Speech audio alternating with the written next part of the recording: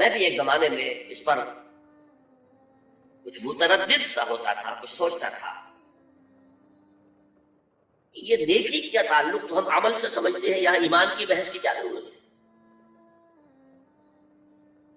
ایمان تو ایک باطنی حقیقت ہے،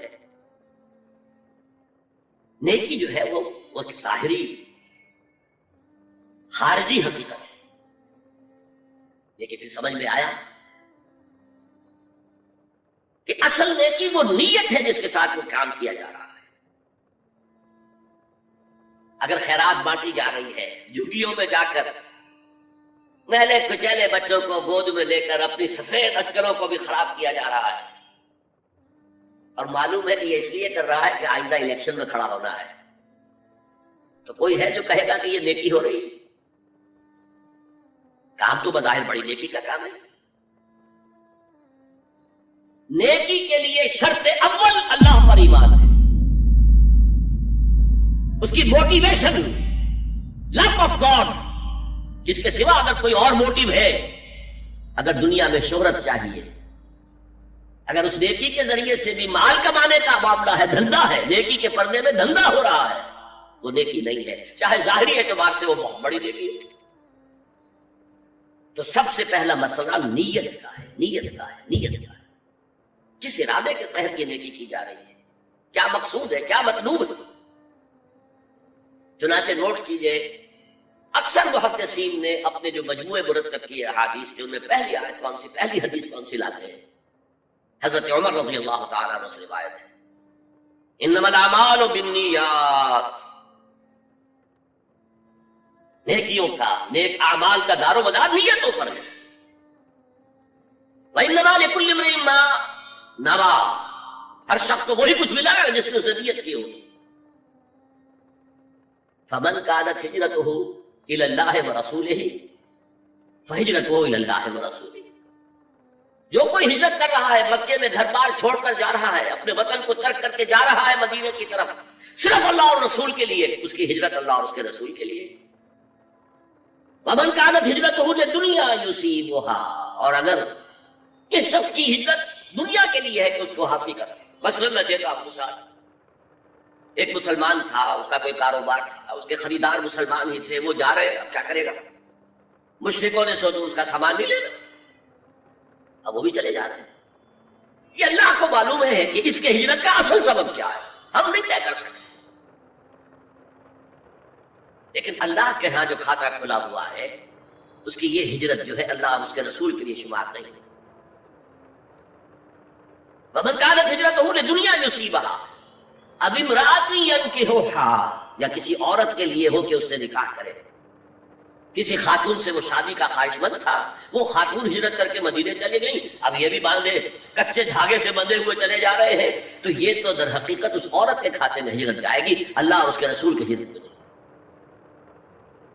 تو اصل شے یہ ہے، نیکی کا وہ کام جس کا ظاہر بھی نیکی کا ہو اور باطن بھی ہو، یہ موٹیویشن صرف اللہ کی رضا ہو، اللہ کی محبت اور اللہ کی رضا کا حصول، یہ ہے پازیٹیو موٹیو۔ ایک نیگیٹو سائڈ بھی ہے، سب لوگ ذہنی اعتبار سے اتنے بلند نہیں ہوتے کہ اللہ کی محبت وہی اصل محرک بن جائے۔ یہی وجہ ہے کہ حضور نے اس کو صلی اللہ علیہ وسلم کمال ایمان سے تعبیر کیا ہے، من احب للہ وابغض للہ واعطى للہ ومنع للہ فقد استکمل الایمان، جس نے کسی سے محبت کی تو اللہ کے لیے کی، کسی سے نفرت اور بغض رکھا تو اللہ کے لیے رکھا، کہ اللہ کو اس سے نفرت کرنا پسند، اور کسی کو کچھ دیا تو اللہ کو خوش کرنے کے لیے دیا، اور کسی سے کچھ چیز روکی تو صرف اس لیے کہ اللہ کو اس کا روکنا پسند ہے، تو اس شخص نے اپنے ایمان کی تکمیل کر لی۔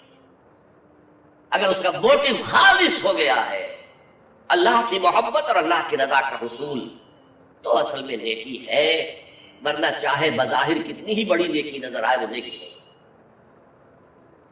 لیکن جو لوگ اس حد تک نہ پہنچ پائے ہو، استکمال ایمان تک، تکمیل ایمان تک، تو ان کے لیے ایک اور موٹیو بھی ہے، والیوم الآخر، قیامت کا دن، جزا و سزا کا یقین، اللہ کا خوف، آخرت کے محاسبے کا خوف۔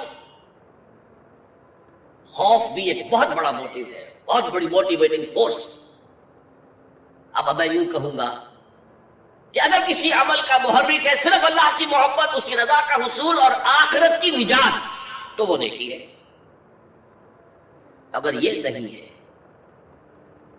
کوئی وطن پرست ہے، وطن کی محبت کی وجہ سے کوئی نیک کام کر رہا ہے،